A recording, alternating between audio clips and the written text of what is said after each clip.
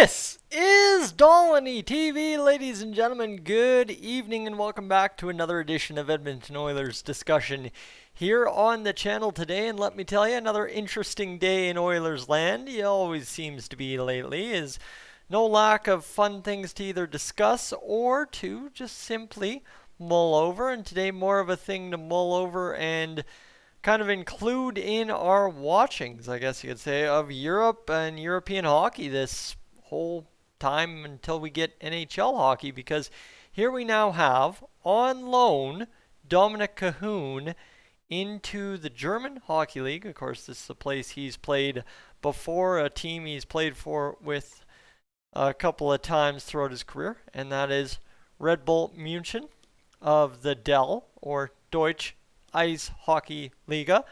And I'm feeling pretty confident I actually got that one. Alright, if you've been tuning into Dolynny TV now all off season, you know I'm brutalizing European hockey clubs, European hockey leagues, and I feel absolutely terrible for it. But for whatever reason, I have pretty astute sense of confidence in my German. I think I nailed Munchen out of the gate last time when it came to Dominik Kahun, so we'll just hope I'm right again.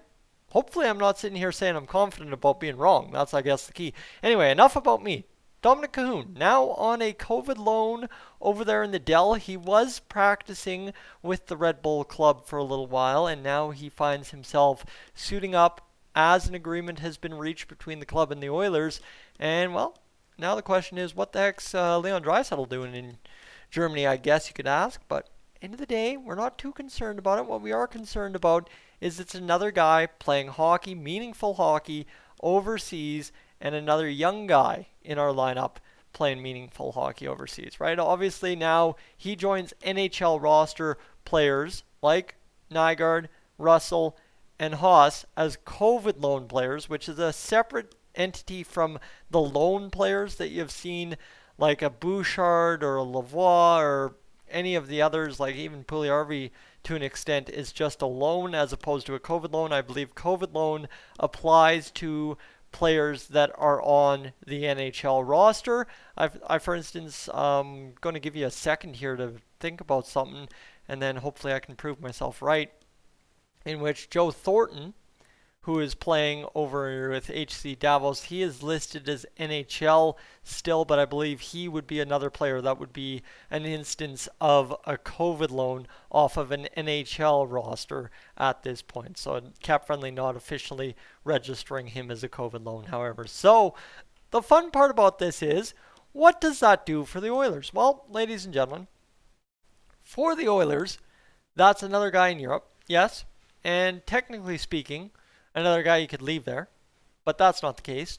I already heard the comments as soon as I saw this news. We're going to leave him there? No, we're not leaving Dominik Kahun in Europe, okay? The Europeans that will likely be left there are down to three guys, being Haas, Nygaard, and Russell. One of those three guys, or two of those three guys, will probably be left there on a permanent loan for the next upcoming season, just to create A, roster space, and B, cap space for what the Oilers need to achieve going into the season. But as it currently stands, all guys playing hockey, and that's end of day all that matters, A to me and B to you as an Oilers fan. So Dominik Kahun playing with Red Bull Muenchen, and I'll get you a little bit on Red Bull Muenchen there if I can. Red Bull Muenchen, if I can get it here, and there we go. That is what I want. EHC, that is what you need to know. It's that's what they are found under. And if I can find the Elite Prospects page, thank you, of the DEL, that's what I'm looking for. And the roster that includes these guys. And how about a name here? Right off the top, I found a name that might appeal to Oilers fans. And he's a defenseman wearing number 5, a Canadian. Yes, a Canadian. He's 31 years old. And right there for the Oilers, played 31 games, had an assist in 2014-15. You named the player yet? How about defenseman number 5, Keith Ollie, who is now playing for Red Bull Muenchen. So there you go. There's an Oilers connection for you. I love finding those midway through a video. There's a couple other Canadian/Canadian players. There's Daryl Boyle, who was born in Sparwood, BC, but also has a German citizenship. Zach Redmond, an NHL player, I believe, at one point in his career. And then you've got Chris Bourque as well, Canadian-American, playing there. And anyone else I'm seeing? Derek Roy. Okay, right there. That's another connection. I didn't even know Derek Roy was still playing hockey. But Derek Roy, former Edmonton Oiler, 2014-15. Something magical about that year in the EHC Red Bull Muenchen hockey club. Played 22 points in 46 games.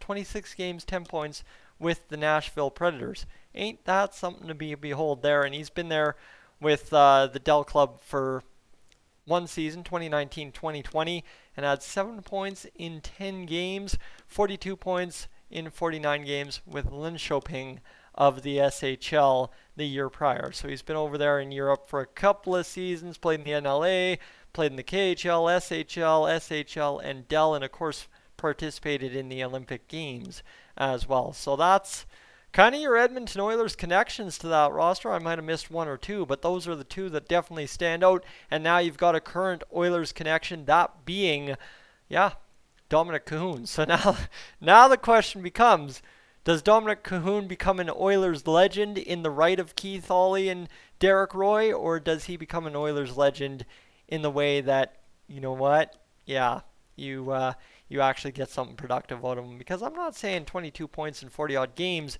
out of Derek Roy isn't productive, but what I'm also saying is the Oilers drafted Connor McDavid the next June after that season wrapped up. So you get where I'm going with that one, I hope, is, another Oilers classic season that one was. So Mr. Dominik Kahun goes over to see what he can do, and I mean, he has been practicing with this team from the reports I've seen online, so that is something else to keep in mind, and he should be suiting up soon, and then we'll get some results from him and kind of see what he'll bring to the Oilers table, because there will be guys watching him left, right, and center to see what he's bringing for the Red Bull Muenchen team, and hopefully bringing something of that to the Edmonton Oilers upcoming. So ladies and gentlemen, another day, some more Oilers news. You believe that? Oh my goodness.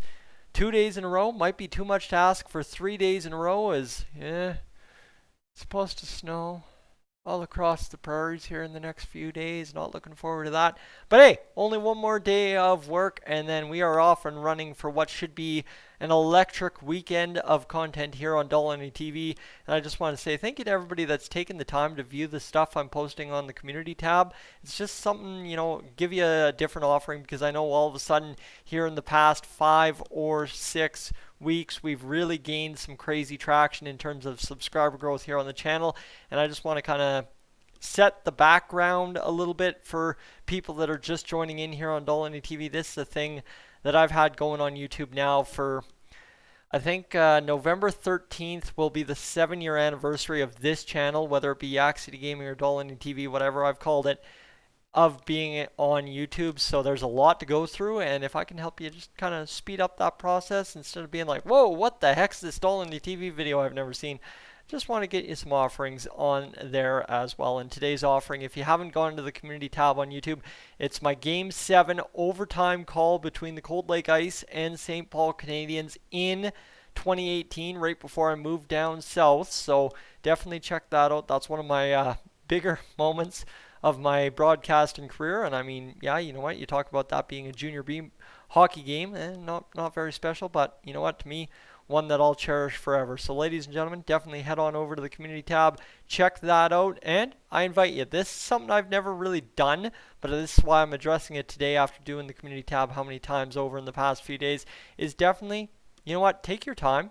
If you have some time and you're looking for something to crush on YouTube that you haven't seen before, 90% of my old stuff you probably haven't seen before prior to becoming an Oilers YouTuber.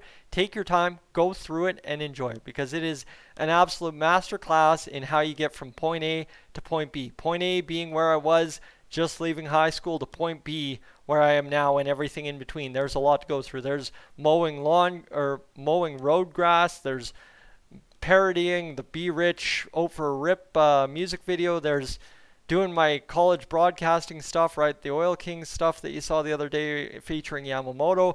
There's all along Cold Lake ice fights that you can check out. There's a whole playlist of that. There's some stuff from my time covering the Bonneville Pontiacs. There is stuff of me fishing in Cold Lake. There's me showing you around Cold Lake. There is everything and anything you can possibly think of. Video games galore. And you know what? End of the day, there's even me speaking the lyrics calmly to Summer of 69 by Bryan Adams that I've been so rudely remembered that I did by that video getting like 5 views to start this month. Who knows, right? That's the crazy part. So guys, on a day when, you know what, we get Oilers news 2 days in a row, might be a time to consider some other options here on Dolynny TV to kill some time this evening until I get something else up. Ladies and gentlemen, I'm Tyson, this is Dolynny TV. I have no clue where that rant really came from. That just popped into my head. I'm going to be up on out of here.